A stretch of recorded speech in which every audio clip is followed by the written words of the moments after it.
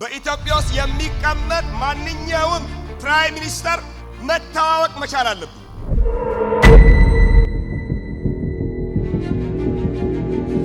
መልእክት ማመጣ ሰዎች መሆን አለበት። መመክር ሰው መሆን አለበት።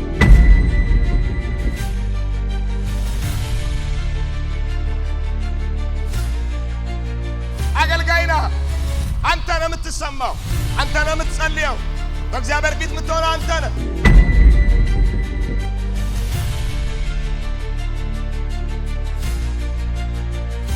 እና ከነገስታት ጋር ጥሩ ግንኙነት አለው፣ ይተዋወቃል ከነሱ ጋር።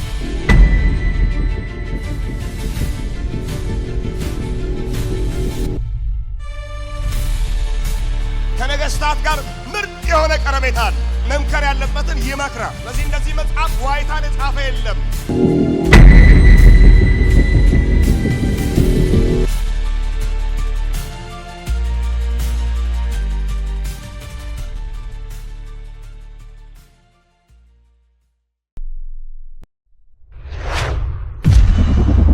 ክብር ለእግዚአብሔር ይሁን። ጌታ የተባረከ ይሁን። አጠገባችሁ ጋር ያለውን ሰው እንኳን ደስ አለ በሉት።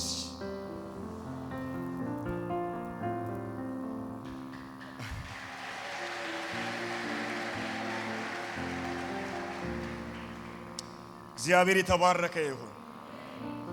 ጌታ ይመስገን። የእግዚአብሔርን ድምጽ ለመስማት የተዘጋጃችሁ ክቡር እግዚአብሔር ቤተሰቦች እንኳን እግዚአብሔር ለዛሬ ቀን በሰላም አደረሳችሁ ማለት እፈልጋለሁ።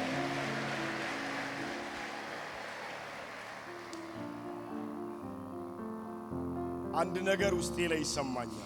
ከኔ በፊት ያገለገሉ መዘምራንን ባረካቸው ኢየሱስን ግልጽ አድርገው ስላሳዩ ጌታን እንድንመለከተው እንድናየው ስራውን አደራረጉን ለኛ የከፈለውን ዋጋ ከአብ ጋር ያስታረቀንን ግንኙነት በዚህ ልክ የእግዚአብሔርን ቃል በዝማሬ ስላቀረቡ እግዚአብሔር ይባርካችሁ በሉስ። ምን ነው አንዳንዱ ዘጥ ብለ እጃችሁን ከፍ አድርጋችሁ እግዚአብሔር ይባርካችሁ በሉ። እነሱን ለኛ ለሰጠን ለእግዚአብሔር ክብር አምጡ እንደገና። ሃሌሉያ።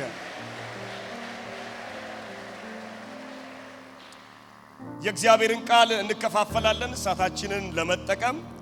መጽሐፍ ቅዱስ ያዛችሁ ትንቢተ ኢሳይያስ ምዕራፍ 55 ትንቢተ ኢሳይያስ ምዕራፍ 55 የእግዚአብሔርን ቃል እንከፋፈላለን። የእግዚአብሔርን ቃል ቆመን ብናነብ በጣም ደስ ይለኛል። ሁላችንም በእግሮቻችን ብንቆም ብዙ ሰዓት ስለምንቀመጥ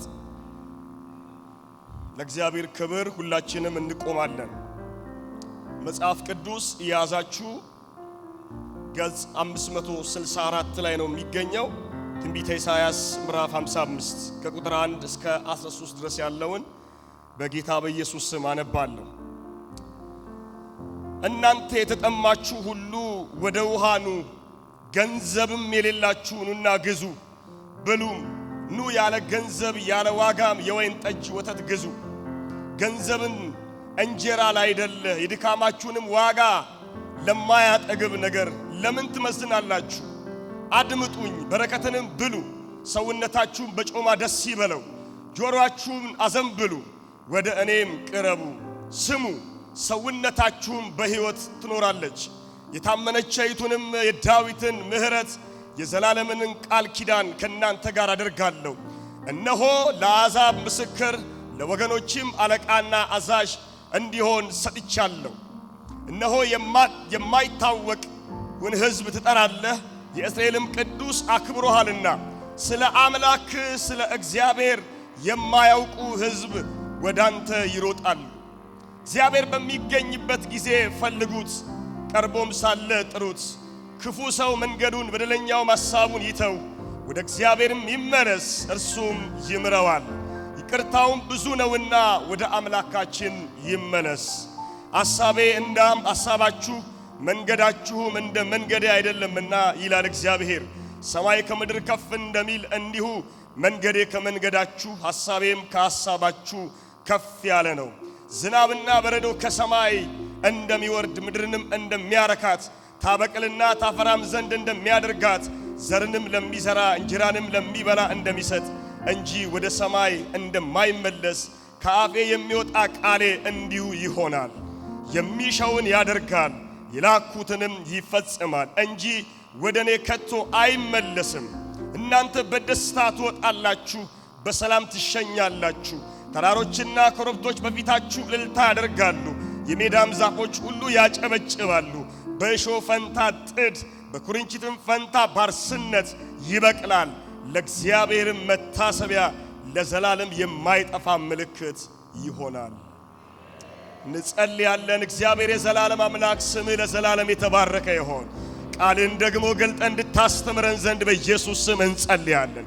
የሚሰማ ልብ እንድትሰጠን፣ የሚሰማ ጆሮ እንድትሰጠን፣ እግዚአብሔር ሰምተን ደግሞ የምናደርግበትን አቅም ደግሞ እንድትጨምርልን በጌታ በኢየሱስ ስም እንጸልያለን። ለዘላለም ስምህ የተባረከ ይሁን። እግዚአብሔር ሆይ ጸልያለሁ፣ ቃልህ በኃይል በዚህ ጉባኤ እንዲመጣ፣ በክብር በዚህ ጉባኤ እንዲመጣ እግዚአብሔር አምላካችን በኢየሱስ ስም እንጸልያለን። የቃልህ ጠላት በኢየሱስ ስም የተቀጣ ይሁን። ሕዝብ ቃልን እንዳይሰማ ልቦናቸውን፣ ሕይወታቸውን፣ መንገዳቸውን በቃል እንዳይመሩ በተለያየ አቅጣጫ የሚዋጋ የትኛውም የጨለማ ክንድ በኢየሱስ ስም የተመታ ይሁን። በጌታ በኢየሱስ ስም የተመታ ይሁን።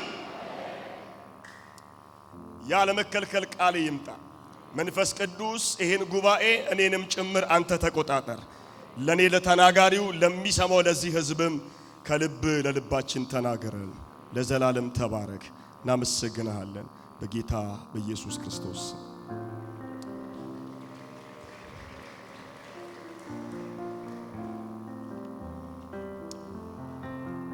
ጌታ የተባረከ ይሁን።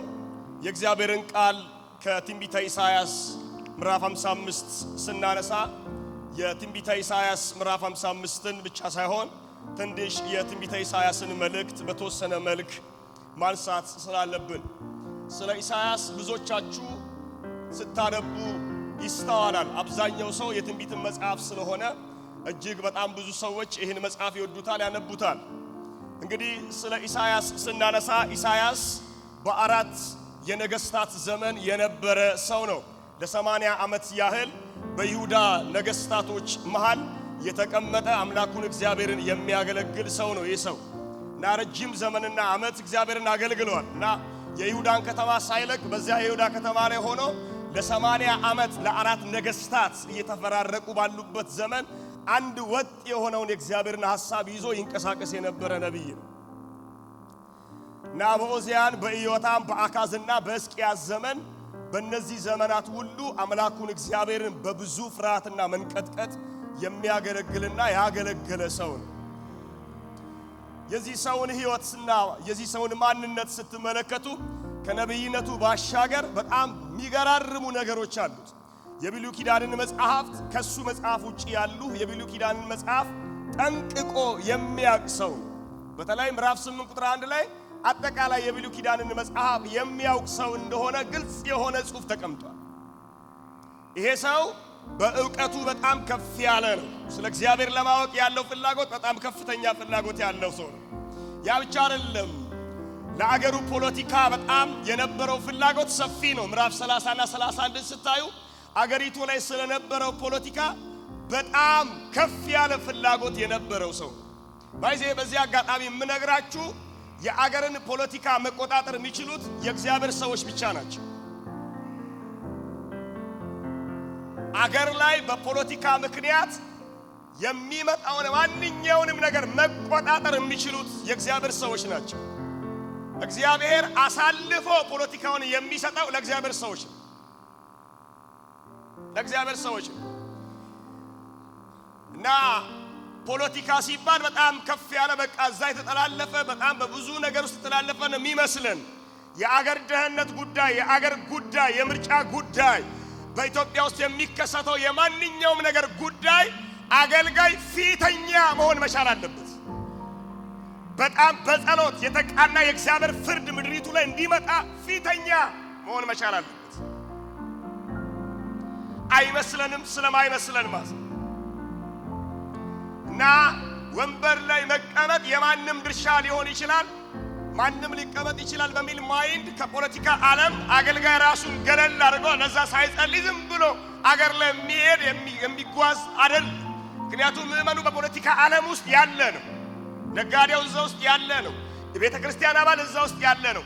ትክክለኛ አመራር እንዲመጣ ትክክለኛ የእግዚአብሔር ምሪት እንዲኖር አገልጋይ በፖለቲካ ዓለም ፊተኛ ነው፣ ተሿሚ ባይሆንም።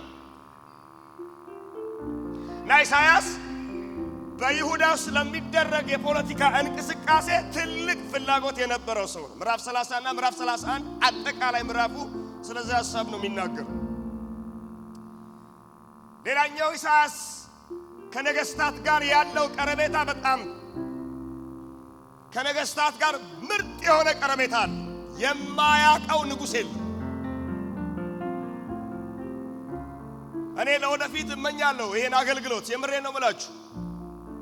በኢትዮጵያ ውስጥ የሚቀመጥ ማንኛውም ፕራይም ሚኒስተር መተዋወቅ መቻል አለብን። አምናለሁ። እኔ መልእክት ማመጣ ሰዎች መሆን አለብን። እምመክር ሰው መሆን አለብን። አገልጋይና አንተ ነው የምትሰማው፣ አንተ ነው የምትጸልየው፣ በእግዚአብሔር ፊት የምትሆነው አንተ ነህ እና ከነገስታት ጋር ጥሩ ግንኙነት አለው። ይተዋወቃል ከነሱ ጋር። መገሰጽ ያለበትን ይገስጻል፣ መምከር ያለበትን ይመክራል። ስለዚህ እንደዚህ መጽሐፍ ዋይታን የጻፈ የለም። ሌላኛው የኢሳይያስ ነገር ስትመለከቱ በሚገባ የተማረ ሰው ነው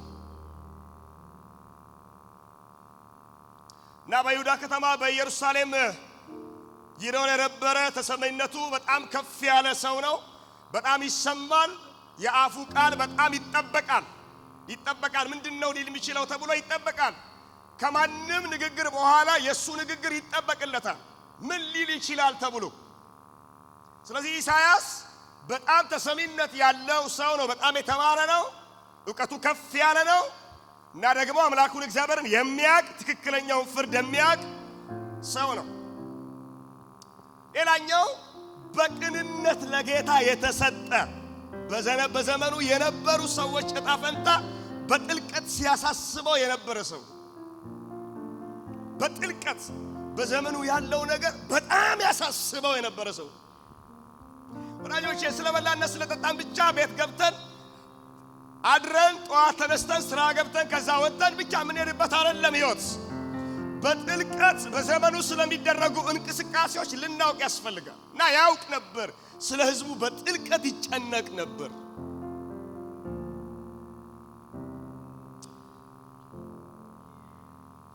እና ኢሳይያስ ስታነቡት በዚህ ልክ እንደዚህ አይነት ሰው እንደሆነ አስባችሁ እንድታነቡ ምክሬን ማሳረፍ ፈልጋለሁ። ኢሳይያስ በጣም አስቸጋሪ በሆነ ዘመን የነበረ ሰው ነው። በጣም አስቸጋሪ። በጣም ቢገርማችሁ ለ150 ዓመት ነው እስራኤል የተከፈለችው እና ታውቃላችሁ እስራኤልን ፉሊ የመሩ ሰዎች የመጀመሪያ ሰው ሳኦል ነው። በትክክል 12ቱንም ነገድ የመራ ሳኦል ነው። ከዛ ደግሞ 12ቱንም ነገድ የመራ ሳይከፈል የመራ ዳዊት ነው። ከዛ ደግሞ ልጁ ሰለሞን ነው። ከዚያ በኋላ መንግስት ሁለት ቦታ ተከፍሏል። ሰሜናዊ መንግስትና ደቡባዊ መንግስት። ሰሜናዊ መንግስት እስራኤል ተብሎ 10 ነገዶች አንድ ላይ ሲሆኑ ሁለቱ ነገዶች የይሁዳ ነገድና የቢንያም ነገድ ደግሞ የይሁዳ ነገድ ተብሎ ደቡባዊ መንግስት ተብሎ የተከፈለበት ጊዜ ነው ኢሳይያስ የነበረበት እና እርስ በርሳቸው ጦርነት ነበረ፣ ግጭት ነበረ።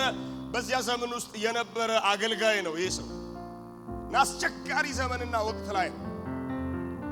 አሦራውያን በጣም እስራኤልን በጣም በሚገዙበት፣ በሚበትኑበት፣ በሚመቱበት ዘመንና ጊዜ የነበረ ሰው። ትንሽ ዘመኑ ይከብዳል ለኢሳይያስ ለማገልገል ይከብዳል።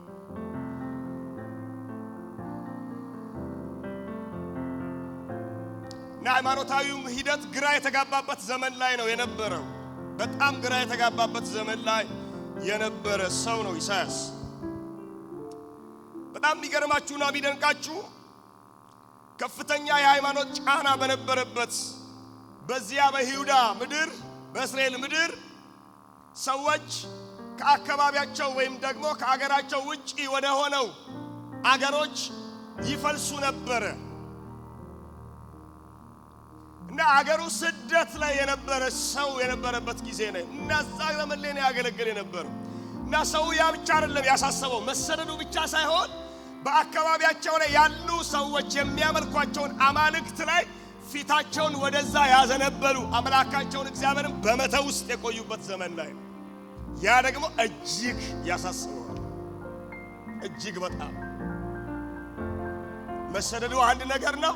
የተሰደደው ሕዝብ በተሰደደበት አገር ሄዶ እነዛ ሰዎች የሚያመልኩትን አማልክት ሲያመልኩ ማየት ያማል። እና ሰውየው እንደዛ አይነት ሰው ነው። እና በዛ ዘመን ነው እንዲህ እግዚአብሔርን ሐሳብ ሊያገለግል የተነሳው። በጣም የሚገርማችሁ በጣም አሳዛኝ ነገር እግዚአብሔር በአካባቢያቸው ላይ እንዳለ እንደ አሕዛብ አማልክት እንደ አንዱ የተቆጠረበት ዘመን ላይ ነበር የሚያገለግል። በቃ ይሄ አምላክ ነው ለኔ ይሄ አማልክት ነው የተባለ እግዚአብሔርም እንደ አንድ አማልክት የሚቆጠርበት ዘመን ላይ ነበር። ስለ ኢሳይያስ ሕይወት ስታጠኑ ከራሱ ሕይወት ይልቅ ለሕዝብ የሚጨነቅ ለእግዚአብሔር አገልግሎት የሚጨነቅ ሰው ነው። በቃ የመጽሐፉ ዋና ፎከስ የሚያረጋው ትኩረት የሚያረጋው እኛን ሊያሳየን ሊያስጨብጠን የፈለገው ጉዳይ አለው መጽሐፉ። አጠቃላይ 66ቱንም መጽሐፍ ስታዩት ሊያስጨብጠን የፈለገው ነገር አለ። ያን ሳላነሳ ደግሞ አላልፍም። እንደዚህ ነው የእግዚአብሔር ምርጥ ስለሆነው ማለትም ድነትን ስለሚያመጣው መሲህ የሚናገር ጭብጥ የመጽሐፉ ማዕከላዊ መልእክት ነው። ድነትን ስለሚያመጣው ስለ መሲህ የእግዚአብሔር ምርጥ ይለዋል። ይህ የእግዚአብሔር ምርጥ ድነትን ስለሚያመጣው ስለዚያ መሲህ ማስጨበጥ ማሳየት ነው መልእክቱ። ኢየሱስን ማጉላት ነው። በአካል ባልተገለጠበት በአካል ባልታየበት በስጋ ባልታየበት በዚያ ወራት የሚመጣውን መሲህ ቁልጭ አድርጎ ድነት እሱ ላይ እንዳለ ሰው ረፍት የሚያገኘው እሱ ላይ እንዳለ አትኩሮት ያለው እሱ ላይ እንደሆነ ለሰው ልጆች ግልጽ አድርጎ ማሳየት ነው። ኢየሱስን ማንጸባረቅ። በጣም የሚገርማችሁ የኢሳይያስን መጽሐፍ በጣም ብዙ የመጽሐፍ ቅዱስ አዋቂያን ሲገልጹት በብዙ ጽሑፎች ላይ ሞክሬያለሁ። ኢሳይያስ የብሉይ ኪዳን የወንጌል ጻፊ ይሉታል። መጽሐፉ ቢከፈል በሶስት የመጀመሪያው ኢሳይያስ፣ ሁለተኛ ኢሳይያስ መልእክት፣ ሶስተኛ የኢሳይያስ መልእክት ተብሎ መከፈል የሚችል መጽሐፍ ነው። ወንጌልን ግልጽ አድርጎ ኢየሱስ በስጋ ባልተገለጠበት ወራት ግልጽ አድርጎ ያስቀመጠ ሰው ነው ኢሳይያስ። ወዳጆቼ በእንደዚህ አይነት ዘመን ማገልገል ይቻላል? አዎ ኦብቪየስሊ ማገልገል ይቻላል። የመጽሐፉን አከፋፈል ብዙ ሰዎች እንግዲህ በሁለት መጽሐፉን የሚከፍሉ ነገሮች አሉ፣ በሶስት የሚከፈልበት ጊዜም ስላለው እንግዲህ መጽሐፉ ከምዕራፍ 1 እስከ ምዕራፍ 39 ከዛ ደግሞ ከምዕራፍ 40 እስከ ምዕራፍ 66 በሁለት ብዙ ጊዜ ሲከፈል እናውቃለን። ነገር ግን በጣም ትኩረት ብናደርገው መጽሐፉ ለሶስት ቢከፈል የተሻለ ነው። መጽሐፉ በሶስት ቢከፈል እና ትኩረት እንድናደርግ የምፈልገው ያው የመጀመሪያው ሁለተኛውና ሶስተኛው ብለን በሶስት መጽሐፉን ብንከፍለው የተሻለ ነው። ከምዕራፍ 1 እስከ ምዕራፍ 39 የመጀመሪያው ክፍል ነው። ምዕራፍ 40 እስከ ምዕራፍ 55 ሁለተኛው ክፍል፣ ከምዕራፍ 56 እስከ ምዕራፍ 66 ድረስ ሶስተኛው ክፍል ብለን ብንከፍለው ለማጥናትም በጣም የተሻለ ነው። የመጀመሪያውን ክፍል ስትመለከቱ ከምዕራፍ 1 እስከ ምዕራፍ 39 ድረስ ያለውን የኢሳይያስ ዋና ሐሳቡ ኢሳይያስ በነበረበት ዘመን የተጻፈ መልእክት ነው። የተጻፉ ትንቢቶች ከአንዳንድ ትንቢቶች በስተቀር ኢሳይያስ በነበረበት ዘመን ተፈጻሚነት ያገኙ ትንቢቶች ናቸው። ከምዕራፍ 1 እስከ ምዕራፍ 39 ድረስ ኢሳይያስ በነበረበት ጊዜ ተፈጻሚነት ያገኙ ምዕራፎች ናቸው። አንዳንድ ግን አሻግሮ የሚያዩ የትንቢት ቃሎች ግን አሉበት ውስጡ። ሁለተኛው የባቢሎን ምርኮ እንግዲህ ባቢሎን በወደቀችበት ጊዜ የተጻፈ መልእክት ነው። ይሄ መልእክት የመጽናናት ጊዜ ብለን ብንወስደው ሕዝበ እስራኤል ሕዝበ ይሁዳ እየተጽናና ተስፋን ገና ያያለበት ወቅት ነው። ምክንያቱም የባቢሎን ግዛት እየተደመሰሰ ያለበት ወቅትና ሰዓት ስለነበረ ከምርኮ ምዕራፍ እስራኤል ሊመለስ እያቆጠቆጠ ባለበት ሰዓት ላይ ተጻፈ። ሶስተኛው ከ56 እስከ 66 ድረስ ያለው ለሕዝቦች ሁሉ ስለሚሆን ድነት በኢየሩሳሌም ዘላቂ የሰላም መንግስት እንዲመሰረት የሚናገር መልእክት ነው። ከረጅም ጊዜ በኋላ ሊፈጸም ያለን ትንቢት ያሳያል። ከረጅም ጊዜ በኋላ ሁል ጊዜ ከምዕራፍ 56 ጀምሮ እስከ 66 ስታነቡ ረጅም ርቀት ማየት አለባችሁ። በዘመኑ እንተረጉመዋለን ካለ አስቸጋሪ ነው። ረጅም ዘመን ይፈልጋል ትንቢቱ። እግዚአብሔር ይባርካችሁ። በጣም ስለሰማችሁኝ ወደ ዛሬ ሐሳቤ እገባለሁ። የኔ ማዕከላዊ ፖይንት ላይ የምናነሳው ዛሬ ዛጋ ነው። ከምዕራፍ 40 ጀምሮ እስከ ምዕራፍ 55 ድረስ ያለው ክፍል ውስጥ ፎከስ ያደረገ ነው። ምዕራፍ 55ን ነው የማነሳው። እስራኤል ከባርነት ዓለም ሊወጣ እያቆጠቆጠ ባለበት የመጨረሻው ምዕራፍ ላይ ነው ትኩረት የምናደርገው። ምዕራፍ 55ን ከኔ ጋር እናነሳለን። እግዚአብሔር የተባረከ ይሁን። ያለ አሜንታ ጸጥ አረኳችኋል። እግዚአብሔር ይመስገን። እግዚአብሔር ይመስገን። ጌታ ይባረክ። እስቲ አሜን በሉ።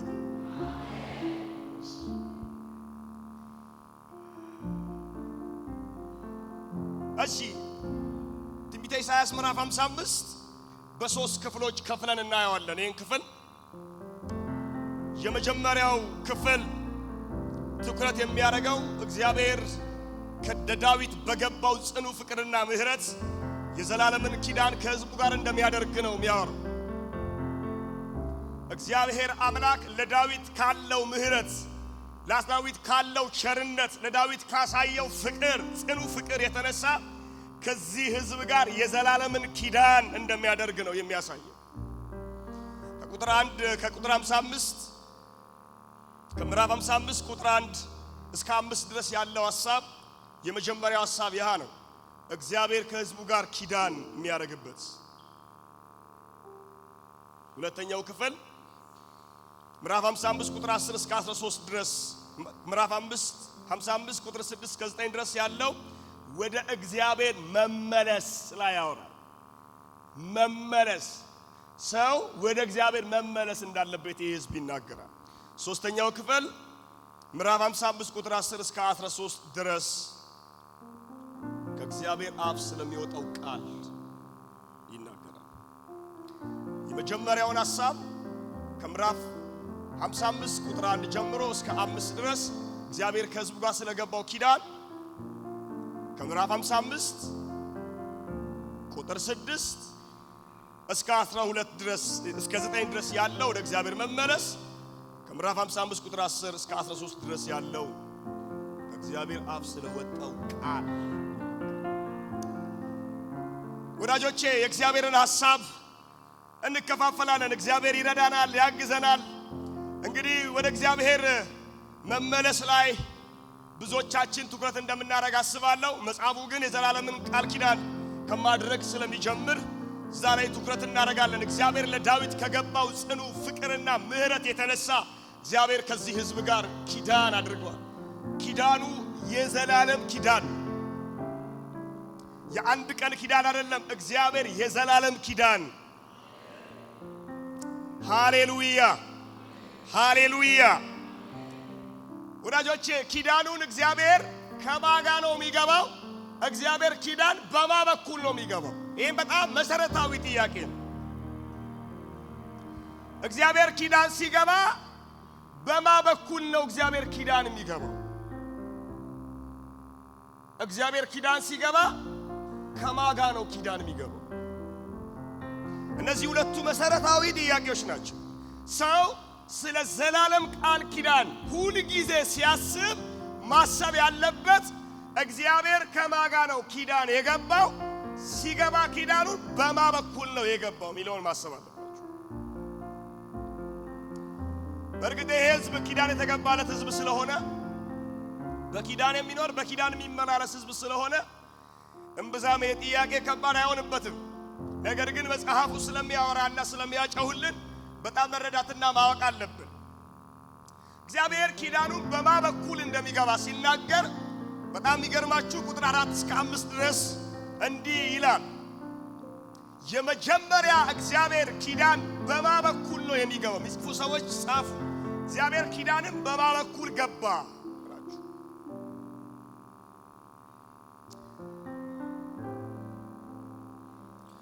አንደኛ እግዚአብሔር ለአሕዛብ ምስክር በሆነው በኩል ኪዳን ገብቷል።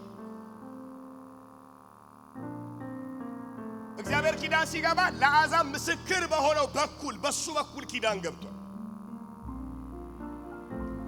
ሁለተኛ እግዚአብሔር ኪዳን በማ በኩል ይገባል? ለወገኖች አለቃና አዛዥ በሆነው በኩል ኪዳን ይገባል። ሁለተኛ እግዚአብሔር ኪዳን በማ በኩል ይገባል ካላችሁ ለወገኖቹ አዛዥና አለቃ እንዲሆን ባደረገው በዚያ በኩል ይገባል ኪዳን። ሶስተኛ እግዚአብሔር ኪዳን በማ በኩል ይገባል? የማይታወቀውን ሕዝብ በሚጠራው በኩል ኪዳን ይገባል።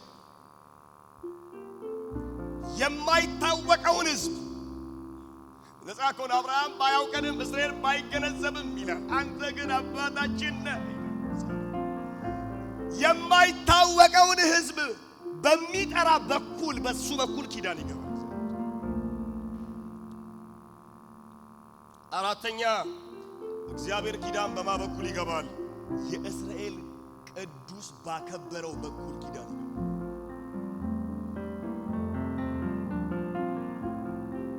አምስተኛና የመጨረሻ እግዚአብሔር ኪዳን በማ በኩል ይገባል? ስለ አምላክ ስለ እግዚአብሔር የማያውቀው ሕዝብ ወደ በሚሮጠው በኩል ኪዳን ይገባል። አምላኩን እግዚአብሔር የማያውቀው ሕዝብ በሚሮጠው እየሮጠ በሚመጣው በሱ በኩል ኪዳን ይገባል። ወዳጆቼ እነዚህ አምስቱም ገጾች አምስቱም ነገሮች የሚያካቱት ኢየሱስ ክርስቶስ ነው። ኢየሱስ ክርስቶስ ለአሕዛብ ምስክር ነው። ለወገኖቹ አለቃና አዛዥ ነው። የማይታወቀውን ሕዝብ የሚጠራ ነው። የእስራኤል ቅዱስ ያከበረው ነው።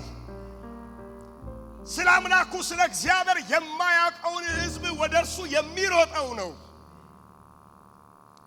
ኢየሱስ እንደዛ ነው።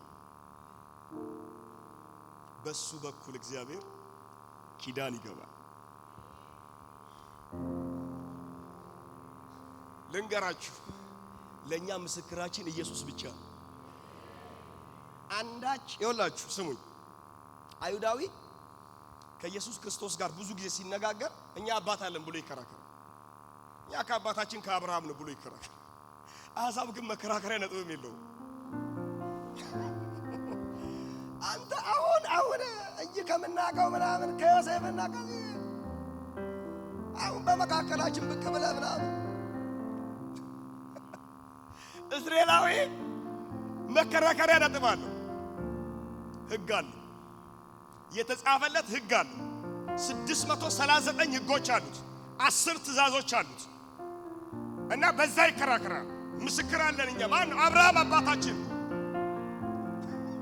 ልንገራችሁ፣ ለኛ ምስክር የለንም። ምስክራችን ኢየሱስ ብቻ። የአሕዛብ ምስክር በሆነው በእርሱ በኩል እግዚአብሔር ኪዳን ይገባል። በኢየሱስ በኩል ይገባል ኪዳን። የተጨባበጥነው በሱ በኩል። አጠገባችሁ ጋር ያለውን ሰው ምስክር ኢየሱስ ነው በሉት። ይኸውላችሁ ዝም ብላችሁ አትቀመጡ ባካችሁ። ምስክር ኢየሱስ ነው በሉት። በአፊት የሚታይልህ እሱ ነው በሉት። ሰማይ የገባልህ እሱ ነው በሉት። ኢየሱስ ጌታ ነው። ከፈርጋችሁ አሜን በሉት። አይከሳችሁ። ማንም በክርስቶስ ቢሆን አዲስ ፍጥረት ነው። ሃሌሉያ ሃሌሉያ ሃሌሉያ። እኛ ምስክር ያለን ሰዎች ነን። ምስክራችን አማላጃችን ኢየሱስ ክርስቶስ ይባላል። ከፈርጋችሁ አሜን በሉስ።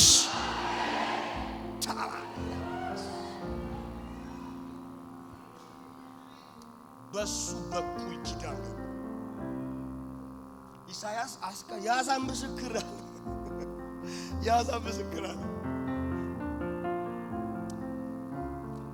ከዛ ብቻ አይደለም ለወገኖቹም አለቃና ገዢ። በጣም ይገርማል እኮ ታውቃላችሁ። ኢየሱስ ወደ ገዛ ወገኖቹ መጥቶ ነበር ይላል ዮሐንስ ወንጌል ምዕራፍ 1። የገዛ ወገኖቹ አልተቀበሉት። ኢየሱስ ወደ ወገኑ መጥቶ እግዚአብሔር አለቃ አድርጎ ለዛሬ ታውቃላችሁ። አለቃ ይሁዳ ላይ አለቃ አድርጎታል። አለቃና ገዢ ትኩረት አድርጉ። ርቀን ለነበርን ለኛ ምስክር ሆኖልን ቀርቦ ለነበሩ ለነሳ አለቃ የሆነ ለሁለታችንም ግን ሰላምን የምስራች ብሎ የሰበከ ኢየሱስ ያድናል። ወዳጆቼ ልንገራችሁ፣ ኢየሱስ የአይሁድ አለቃ ነው። አስቀድሞ ኢሳያስ አይቶታል። ለወገኖቹ አለቃና ገዢ አድርጎታል። ለኛ ምስክር ነው፣ እነሱ ላይ አለቃ ነው። ለኛ ይመሰክራል። ሁለታችንም በእርሱ በኩል ነው ወደ አብ የገባን። ሁለታችን አያስገባንም። እኛንም ማንነት ያስገባናል። እኛ ማንን ልንገባ? ከቤተ መቅደሱ ውጪ የምንገኝ ነን። እኛ እንግዲህ እንገባ። የጥሉን ግድግዳ የሰበረልን እሱ ነው። ከሁለቱ አንዳችን አዲስን ሰው ለራሱ ሊያዘጋጅ የጥልን ግድግዳ በመስቀል ላይ ገሎ አይሁድንም አሕዛብም የሚባል ነገር እንዳይኖር አድርጎ ኢሳያስ አስቀድሞ አየ። ምስክር ነው፣ ለወገኖቹ ግን አለቃ።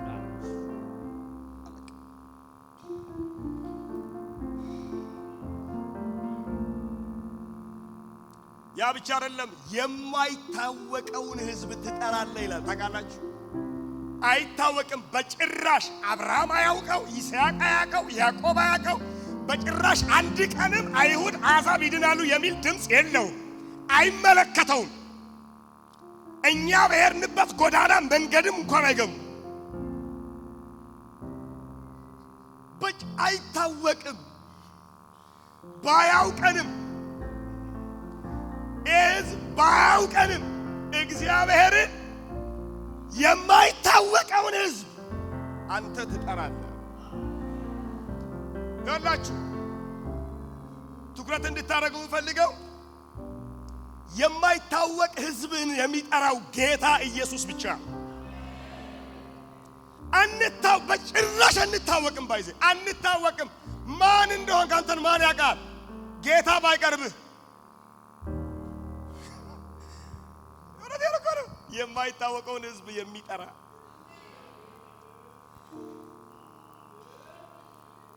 የማይታወቅ ሕዝብ ነበርክ። እግዚአብሔር ግን በልጁ በክርስቶስ ኢየሱስ በኩል ጠራ። እግዚአብሔር በዚህ በኩል ኪዳን ገባል፣ የማይታወቀውን በሚጠራ። ወዳጆቼ ሌላኛው ትንሽ ነገር ልናገርና ሊጨርስ። የእስራኤል ቅዱስ አክብሮሃልና እግዚአብሔር ባከበረው በኢየሱስ በኩል ነው ኪዳን የገባው። አክብሮት ነው የገባው።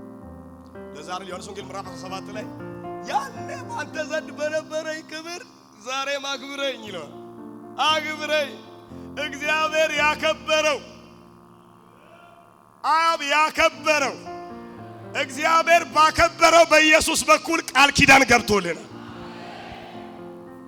የዘላለም ቃል ኪዳን የአንድ ቀን አይደለም፣ እስክንሞት አይደለም። የዘላለሙን ሊሰጠን ሊያስወርሰን እግዚአብሔር በልጁ በክርስቶስ በኩል ቃል ኪዳን ገብቶልናል። ስለ አምላክ ስለ እግዚአብሔር የማያውቀው ሕዝብ ወዳንተ ይሮጣል ይላል። ታውቃላችሁ፣ ስለ አምላኩ ስለ እግዚአብሔር አያውቅም ሕዝቡ። በጣም አርጋችሁ ሰው አያውቅም። ይሄ ሕዝብ ስለ አምላኩ ስለ እግዚአብሔር አምላክ ነው አምላኩ ነው አያውቀው። ግን አምላኩን እግዚአብሔርን የማያውቀው ሕዝብ ወደ አንተ ይሮጣሉ ይላል። ኢየሱስ ጋር ነው የሚሮጡት። ለምን? አምላኩን እግዚአብሔርን የሚያውቀው በክርስቶስ በኩል ስለሆነ ወዳጆቼ ኋላችን ቢጣና አምላካችን እግዚአብሔርን ከምናቅ ሰዎች ቤተሰብም ይመጣን ሰዎች አይደለም። ወደ ኢየሱስ ሮጠን እግዚአብሔርን አውቀናል። እግዚአብሔርን ለማወቅ ከክርስቶስ ውጪ ማንም አያሳውቅም። እግዚአብሔር ይመስገን። ከማን ጋር ነው ቃል ኪዳን የገባው? ምዕራፍ 55 ቁጥር 1 ላይ እግዚአብሔር ከተጠሙት ጋር ቃል ኪዳን ገብቶ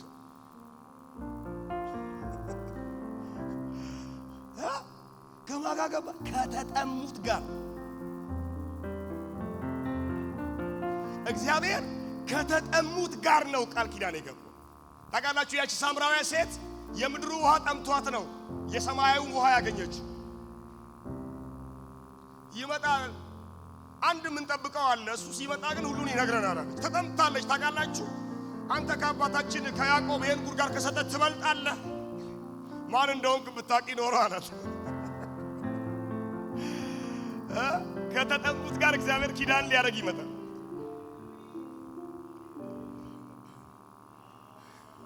እግዚአብሔር ከማን ጋር ኪዳን ያደርጋል? ከተጠሙት ጋር። የሕይወትን ውሃ ከተጠሙት ጋር። ለዚህ ነው ዮሐንስ ወንጌል ምዕራፍ 7 ላይ ማንም የተጠማ ቢኖር ወደ እኔ ይምጣና ይጠጣ ይላል። የተጠሙት ጋር እግዚአብሔር ኪዳን ያደርጋል። ሲከፈርጋችሁ አሜን በሉስ። እግዚአብሔር ከማን ጋር ኪዳን? ከተጠሙት ጋር። ለዚህ ነው መጽሐፍ ቅዱሱ እናንተ ውሃን የተጠማችሁ ሁሉ ኑ ይላችኋል።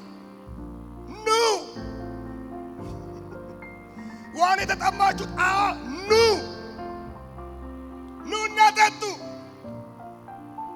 በነፃ ጠጡ፣ ያለ ዋጋ ጠጡ፣ ገንዘብ ሳታወጡበት ጠጡ። ወዳጆቼ ዋጋ ያለው ነገር ግን ያለ ዋጋ ዋጋ አለው እኮ ዋጋ ያለው ግን በነፃ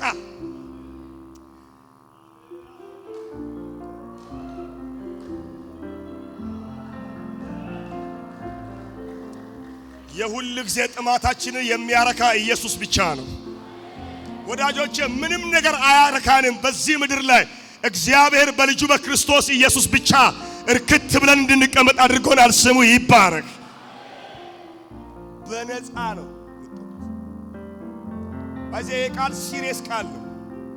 ጥናት ስታረጉበት በባቢሎን ውሃ ገዝተው ነው የሚጠቀሙት። ታውቃላችሁ ገንዘብ ከሌላቸው ጉልበታቸውን ሰርተው ጉልበት ሰርተው አርሰው ቤት የሚሰራው ነገር ሁሉ ሰርተው እህል ወደ ጎተራ አስገብተው ጉልበታቸውን ከፍለው ነው ውሃ የሚጠጡት። ታውቃላችሁ ይገርም ነው። ይሄን በእውነቴን ነው የምላችሁ። ሳጠናው በጣም ነው የገረመኝ ክፍል ነው። እና ትርፍራፊ ነበር የሚበሉት። ከህዝቡ የተረፈውን ትርፍራፊ ነው የሚበሉት። እንዲህ አላቸው ኑና ጠጡ አላቸው። ከዛ ገዝታችሁ ነው ወይም ገንዘብ ከሌላችሁ ጉልበት ከፍታችሁ ነው በነፃ የምትጠጡት ውሃ አላቸው። ኢየሱስ ዋጋ ከፍሎልናል፣ ግን በነፃ ነው የጠጣ ነው። እውነቴን ነው የምላችሁ። ኑና ጠጡ አላቸው። ነፃ ነው የምትጠጡት። አሁን በነፃ ነው የምትጠጡት። ገንዘብ አታወጡም፣ ንብረት አታወጡም። ይኸውላችሁ ይሄ ህዝብ ከባቢሎን ሊወጣ ተንደርድሮ ነው ያለው። ባይዜ ሊወጣ ነው ሊገባ አገሩ ሊገባ ነው ያለው እና ተንደርድሮ ያለ ህዝብ ነው እና ጥሪ ነው የሚፈልገው። ኑ የሚል ነው የሚያስፈልገው። ባቢሎን እየወደመች ነው፣ እየቀረች ነው፣ እየተመታች ነው። እግዚአብሔር አምላክ በኢሳይያስ በኩል እንዲህ አላቸው፣ ኑና ጠጡ አላቸው። ሃሌሉያ ሃሌሉያ። ወዳጆቼ ጥማችንን የሚያረካው ኢየሱስ ብቻ ነው። ራባችንን የሚያጠግበው ኢየሱስ ብቻ ነው። ርቦናል። አዎ ኢየሱስን ስናገኝ እንጠግባለን። አጠገባችሁ ጋር ያላችሁ ሰው ያዙና ኢየሱስ ብላችሁ ንገሩት። ኢየሱስ በሉት። የህይወት ውሃ ነው በሉት። እስቲ ንገሩ። ኢየሱስ በሉት። የህይወት እንጀራ ነው በሉት። ሃሌሉያ። ለጌታ ክብር አምጡ። ሃሌሉያ።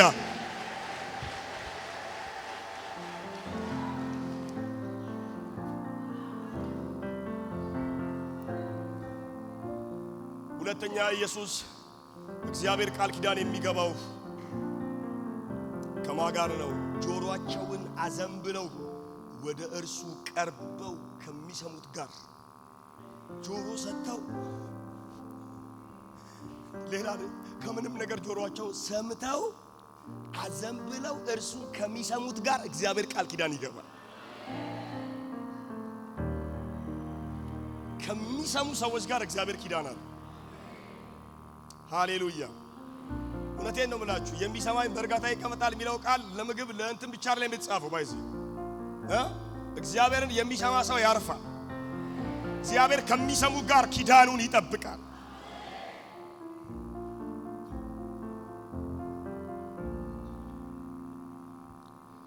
የዘላለም ቃል ኪዳን ከሕዝቡ ጋር የገባው በኢየሱስ ክርስቶስ በኩል ነው። ሁለተኛው ሐሳብ ትንቢተ ኢሳይያስ ምዕራፍ 55 ከቁጥር 6 እስከ 9 ድረስ ያለው እግዚአብሔር እዚህ ቦታ ላይ ወደ እኔ ተመለሱ ይላል። ኢሳይያስ ወደ እግዚአብሔር ተመለሱ ይላል። መመለስ አለባችሁ። ዛጋ በጣም ቆይታችኋል። የባቢሎንን አማልክቶች በብዙ አመለካችኋል። አሁን ግን ፊታችሁን መልሱ፣ ወደ እግዚአብሔር ሐሳባችሁን አርጉ። ልባችሁ ይመለስ። እግራችሁ ብቻ አይደለም ወደ ፈለጋችሁት ቦታ መምጣት ብቻ አይደለም። አሁን ሐሳባችሁ ይመለስ፣ ልባችሁ ይመለስ፣ ወደ እግዚአብሔር ተመለሱ እያለ ይናገር። ኪዳን ከሚገባው ከእግዚአብሔር ጋር ጥሩ ኢንቲሜሲ እንዲኖራቸው ወደ እግዚአብሔር መመለስ ላይ ፎከስ ያደርጋል። ኪዳን የገባ ሕዝብ ነው። አዎ ይህ ሕዝብ ደግሞ ወደ እግዚአብሔር ፈጽሞ ሊመለስ ያስፈልጋል። እግዚአብሔር ይሄን ሕዝብ እንዲህ አላቸው፣ ሐሳቤ ከሐሳባችሁ መንገዴ ከመንገዳችሁ ጋር አይደለም። የእናንተ ሐሳብና የእናንተ መንገድ የኔ ሐሳብና የኔ መንገድ ይለያያል። አልተጣመረም። የኔ መንገድና የኔ ሐሳብ ከእናንተ ሐሳብና ከእናንተ መንገድ ጋር ሐሳቤ እንደ ሐሳባችሁ መንገዴ እንደ መንገዳችሁ አይደለም። ግልጽ ነው የሚነግራቸው። ወዳጆቼ ሁለተኛው እግዚአብሔር የሚነግራቸው ሐሳባችሁና መንገዳችሁ ሐሳቤና መንገዴ እንዴት እንደተለያየ ላሳያችሁ ብሎ ያስቀመጠውን ነገር ይሁ በተፈጥሮ ያሳያችኋል። ሰማይ ከምድር ከፍ እንደሚል መንገዳችሁ ከመንገዴ ሐሳባችሁ ከሐሳቤ እንዲሁ ከፍ ያለ ነው በጌታ በኢየሱስ። እንዴት ሰማይ ከምድር ከፍ እንደሚል ነው መንገዴ ከመንገዳችሁ ጋር ሐሳቤም ከሐሳባችሁ ጋር እንዲህ የተለያየ ነው፣ ከፍ ያለ ነው፣ አይገናኝም በጭራሽ። ከዚህ ሕዝብ ጋር እኮ ነው ኪዳን ሊገባ የሚፈልገው። እኔ ይገርመኛል። ወይ እግዚአብሔር እንዴት ነው የወደደን! እውነቴን ነው የምላችሁ። እኔ አይገባኝም በእውነት እግዚአብሔር እንዲሁ በነፃ ያደረገልኝ ነገር ስለሆነ ከዚህ ሕዝብ ጋር ከፍ ብሎ በዚህ ልክ እግዚአብሔር ኪዳኑ እንዲጠብቅ ቃል ኪዳን እንዲገባ አሁን ትኩረት እያደረገ ያለው ስለመመለስ እያወራቸው። እሺ ወደ እግዚአብሔር መመለስ ታዲያ እንዴት ነው የምንችለው? አራት ነገሮችን ላስቀምጥላችሁ። ሰው ወደ እግዚአብሔር መመለስ የሚችሉትን መንገድ ሲያሳያቸው እግዚአብሔር በሚገኝበት ጊዜ ፈልጉት። መመለስ ትፈልጋ? አዎ ፈልጉት። እግዚአብሔርን ፈልጉት። ወደ እግዚአብሔር መመለስ እግዚአብሔርን ከመፈለግ ይጀምራል። ከመፈለግ እግዚአብሔርን የሚፈልጉ ሰዎችን እግዚአብሔር አምላክ ወደ እርሱ የመመለስ መንደርደሪያ ላይ እንዳሉ ያሳያል። ተመለሱ። እንዴት እንመለስ? ፈልጉኝ። በሚገኝበት ጊዜ ምን ማለት ነው? እግዚአብሔር በሚናገርበት ጊዜ ልባችሁ ቸል አታርጉ ወዳጆች። ሲነግራችሁ ኦኬ ነው እንዴ ብላችሁ መመለስ። በሚገኝበት ጊዜ ማለት እግዚአብሔር የትም ቦታ አለ፣ ይገኛል። እግዚአብሔር አለ። እዚህ ቦታ የለም እዛ ቦታ የለም ብለን የምናስቀምጥበት ልባችሁና መንገዳችሁ ግን ባለበት በዚያ የክፋት መንደር ውስጥ እግዚአብሔር ከእናንተ ጋር ተበሳጥሮ አብሮ የሚቆም አምላክ አይደለም። እና መመለስ ወዴት? ወደ እግዚአብሔር ፈልጉት። ይኸውላችሁ አንድ ነገር ልንገራችሁ፣ እግዚአብሔርን መፈለግ ቀላል ነገር እንዳይመስላችሁ ወዳጆቼ። አምላኩን እግዚአብሔርን የሚፈልግ ሕዝብ ወደ እግዚአብሔር ሊመለስ ተንደርድሮ ያለበት ሰዓት ላይ ነው ያለው። ተገባችሁ ጋር ያለውን ሰው ወደ እግዚአብሔር ተመለስ በሉት።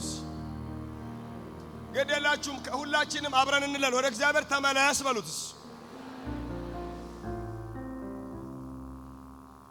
ተመለስ፣ ሳይመጣብህ ተመለስ፣ ቀን ሳይመሽብህ ተመለስ፣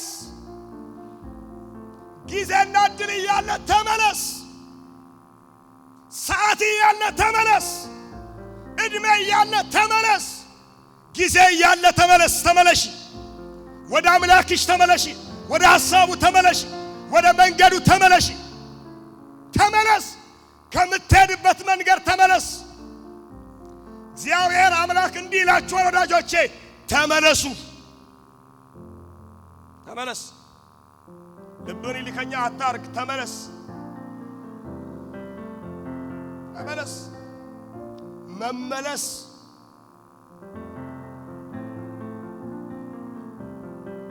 ተመለሱ ወዳጆች፣ ወደ ኪዳን አባታችሁ ተመለሱ። ተመለሱ፣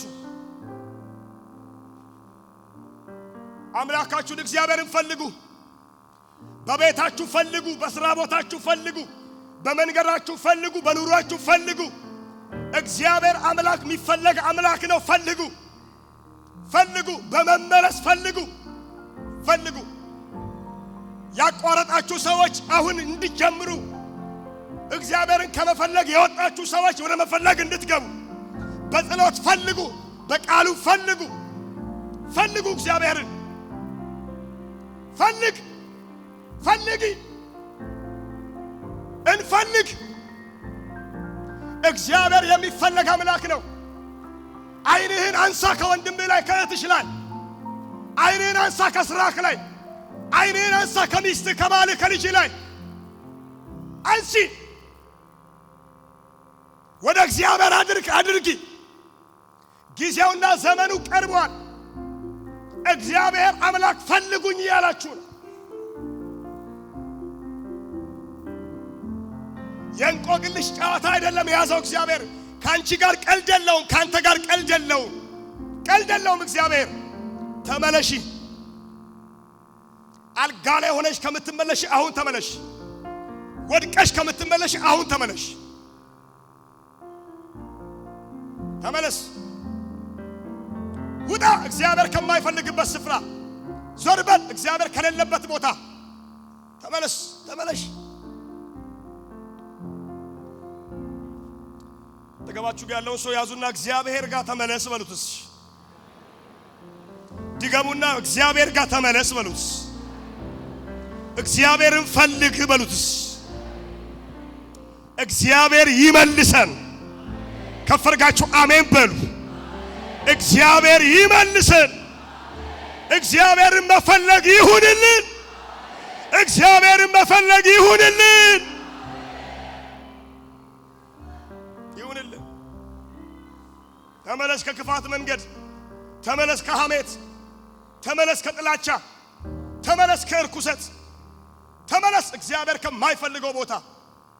ተመለስ ወንድምህን ከመጥላት፣ ተመለስ እህትሽን ከመጥላት፣ ተመለስ፣ ተመለስ ከጉቦ መንገድ፣ ተመለስ።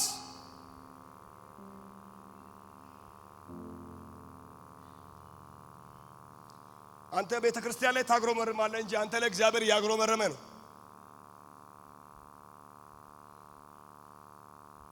አንተ ወንድምህ ላይ ታግሮመርማለህ እንጂ እግዚአብሔር አንተ ላይ ያግሮመረመ ነው። ተመለስ፣ ሳይመጣብህ በጊዜ ተመለስ። ሰኞ ሳይገባባችሁ ተመለሱ።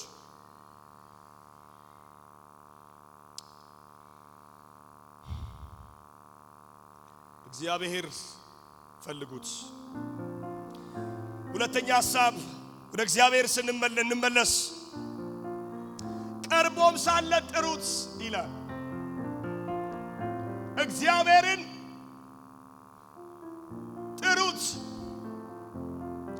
ወዳጆቼ በገጠማችሁ ነገር ዘመድ አትጥራ፣ ወገን አትጥራ፣ ወንድም እህት አትጥራ። ባስጨነቀ ጉዳይ ላይ ሰው አትመልከት፣ ሰው አትመልከት። እግዚአብሔርን ጥራ። የተመለሰ ሰው አንዱ ካራክተር እግዚአብሔርን ነው የሚጠራው። በከበደው ነገር ላይ ይጠራዋል። ዋው! ቀኝ እጆቻችሁን ከፍ አድርጉ። እግዚአብሔርን እጠራዋለሁ በሉስ። ድገሙና እግዚአብሔርን እጠራዋለሁ በሉስ። በከበደኝ ነገር ላይ እጠራዋለሁ በሉስ። እግዚአብሔርን መጥራት ይሁንላችሁ። እግዚአብሔርን መጥራት ይሁንላችሁ። ባቃታችሁ ነገር ላይ እግዚአብሔርን መጥራት ይሁንላችሁ። በከበዳችሁ ነገር ላይ ከዘመድ ይልቅ ከወገን ይልቅ ከሰው ይልቅ እግዚአብሔርን መጥራት ይሁንልን። መጥራት ዋው! እስቲ መጥራት በሉስ። በኢየሱስ ስም ይሁንልን። ትጠራለህ፣ እግዚአብሔር ያሳርፈሃል። ትጠራለህ፣ ከጠላቶች ያስመልጣል። ትጠራለህ፣ ከከበበ ነገር ያስመልጣል። መጥራት ይሁንልን። ዋው! ባካችሁ ቀኝ እጆቻችሁን ድጋሚ ከፍ አድርጉ። እግዚአብሔርን እጠራዋለሁ በሉስ። ከጠላቶቼም እድናለሁ በሉስ። በኢየሱስ ስም መጥራት ይሁንልን። ከፍ አድርጋችሁ አሜን በሉስ። ዋው! መጥራት ዘካራስ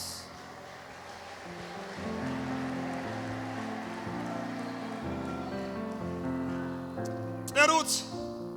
ጥሪው ይመጣልሻል።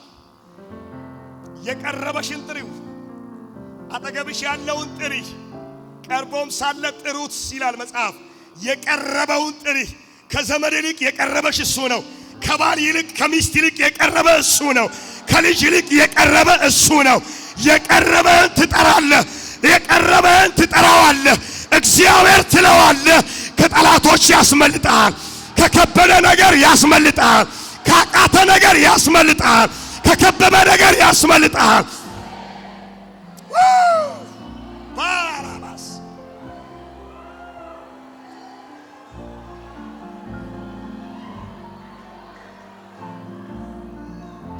ዋው! እግዚአብሔር ቅርባችን ነው። አጠገባችሁ ጋር ያለው ሰው እግዚአብሔር ቅርብ ነው በሉት። እግዚአብሔር የቅርብ ነው በሉት። አጠገብህ ጋር አለ በሉት። ጎንህ ጋር አለ በሉት። ሃሌሉያ! ሃሌሉያ! ሃሌሉያ!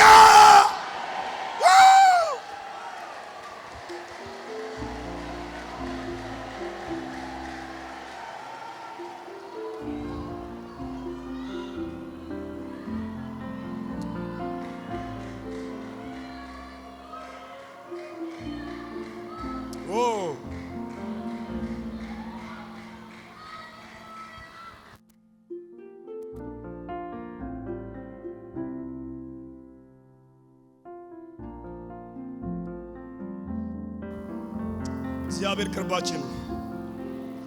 ይሰማችኋል? እግዚአብሔር ባይዘ ቅርባችን ነው። ወደ እግዚአብሔር እንመለስ። ሶስተኛ ከክፉ ሰው ከመንገዱ በደለኛውም ከሐሳቡ ይተው። በቃ አሁን ይኸውላችሁ እግዚአብሔርን እንጠራለን። ክፉ ሰው መንገዱን ይተዋል፣ በደለኛውም ሐሳቡን ይተው። ተው ሐሳባችሁን ወደ ሐሳቡ፣ ተው መንገዳችሁን ወደ መንገዱ ግቡ። መተው አንዳንድ ጉዳዮችን ተው። እሺ በሉኛ። ተው አጊያለቴ በቃ አንዳንድ ጉዳይ ተው። አልተው ካለ ተው። አንተ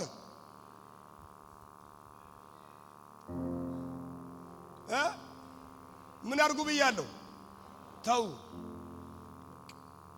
ሐሳባችሁን ተውት፣ መንገዳችሁን አልሆነም እኮ በቃ ያንተ መንገድ አልሆነም ተው ለምን ትንከራተታለህ ግባ ወደ መንገዱ አሜን ነው አሜን ነው አው ተውት እናንተ የምታውቁትን ጉዳይ ተውት አገልጋይ መጥቶ እስኪ ነግራ አትጠብቅ ተው ታይቶኛል እስኪልም አትጠብቅ ተው አንዳንድ ጉዳይ ምን ይሆናል ይተዋል በቃ ብላችሁን ቢያ ተውት አሁን እጃችሁን ሐሳባችሁን ለእግዚአብሔር አድርጉ እግዚአብሔር ነገራችሁን ያስተካክላል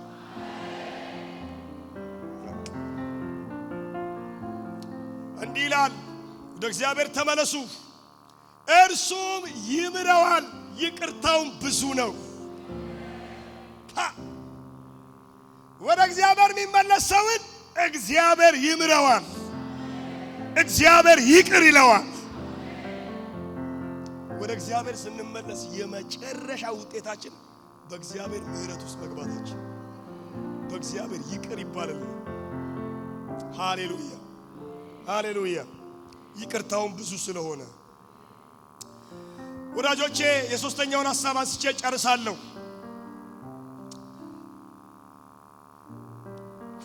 የሶስተኛው ሐሳብ የሚያወራው ኢሳይያስ መጽሐፍ ምዕራፍ 55 ከቁጥር 10 እስከ 13 ድረስ እግዚአብሔር ከአፉ ስለሚወጣው ቃል ይናገራል ከአፌ የሚወጣው ቃሌ ይላል የእግዚአብሔር ቃል ከአፉ የወጣው ቃል የመጀመሪያ የተነጻጸረው ከሰማይ ስለሚወርደው ዝናብና በረዶ ጋር ይመሳሰላል ከሰማይ የወረደው ዝናብና በረዶ ሶስት ነገሮችን እንደሚያረግ እግዚአብሔር ቃል ይናገራል አንደኛው ምድርን ያረካታል ይላል ከሰማይ ወርዷል አዎ ምን ይሆናል ምድርን ያረካታል ሁለተኛ ከሰማይ የወረደው ዝናብና በረዶ ምድር እንድታበቅልና እንድታፈራ ያደርጋታል ሶስተኛ ከሰማይ የወረደው ዝናብና በረዶ ዘርን ለሚዘራ እንጀራንም ለሚበላ ምድር እንድትሰጥ ያደርጋታል ከአፌ የወጣው ቃል ልክ እንደዚህ ነው ይላል መጽሐፍ ከኔ አፌ የወጣው ቃል ከሰማይ የወረደው ዝናብ ምድርን እንደሚያረካት ከአፌ የወጣው ቃል ልክ እንደዚህ ነው ያረካናል ፍሬ እንድናፈራ ያረጋናል ዘር እንድንጨብጥና እንድንይዝ ያረጋናል ሁለተኛ ከአፌ የወጣው ቃል ይላል የሚሸውን ያደርጋል የሚሸውን ማለት የሚፈልገውን ያደርጋል የፈለጋችሁትን አይደለም የፈለገውን ያደርጋል እናንተ በፍላጎታችሁ ሳይሆን እሱ የፈለገውን ያደርጋል ከአፉ የወጣው ቃል ሶስተኛ ከአፉ የወጣው ቃል የላኩትን ይፈጽማል ይላል የእግዚአብሔርን ተልእኮ ይፈጽማል አራተኛ ከአፌ የወጣው ቃል የመጨረሻ ውጤት ምን እንደሚያመጣዩ አራተኛ ላይ በዝርዝር ስለሚያስቀምጥ በደስታ እንድትወጡ ያረጋችኋል በሰላም እንድትሸኙ ያረጋችኋል ተራሮችና ኮረብታችሁ በፊታችሁ እንዲዘሉ ያረጋል ተራራና ኮረብታ በፊታችሁ ይዘላል ማለት ተራራና ኮረብታ የምናየው አይደል የሚመጣውን ህዝብ የሚቀበል ህዝብ አለ ይሁዳ ላይ ሆኖ ያ ህዝብ በእልልታ በጭብጨባ መጣልን ብሎ የሄደው የተማረከልን መጣልን ብሎ በደስታ በጭብጨባ እንዲቀበል ያረጋል ካፉ የወጣው ቃል የመጨረሻ ውጤቱ ነው መነግራችሁ የሜዳ ዛፎች እንዲያጨበጭቡ ያረጋል እንግዲህ ህዝቡን ወክሎ የገባ ዘይቤያዊ ንግግር ነው በእሾህ ፈንታ የጥድ ዛፍን በኩርንችት ፈንታ ባርስነትን እና የግሪኩ ቃል ሐዳስ ይለዋል ባርስነት ማለት የለመለመ ዛፍ ነው በአይሁድ በጣም የሚታወቅ ዛፍ ነው የመጨረሻ የእግዚአብሔር መታሰቢያ ሊጠፋ የማይችል የዘላለም ምልክት ይሆናል ካፌ የወጣው ቃል የዘላለም ምልክት የእግዚአብሔር መታሰቢያ ይባላል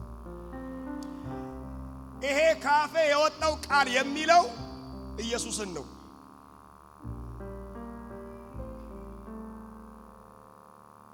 ደህና ናችሁ? ካፌ የወጣው ቃል የሚለው ኢየሱስን መጽሐፍ ቅዱሳችንን አንድ ቦታ አንብበን ዮሐንስ ወንጌል ምዕራፍ 8 ቁጥር 47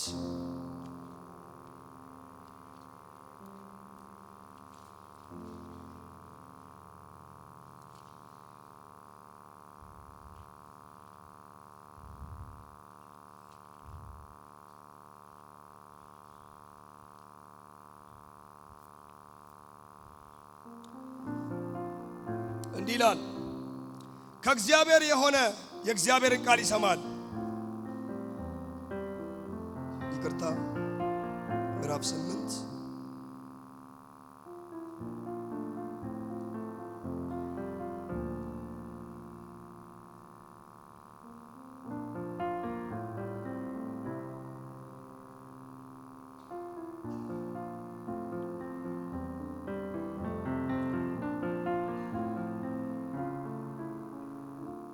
ምዕራፍ 16 ቁጥር 27 ላይ ሶሪ በጣም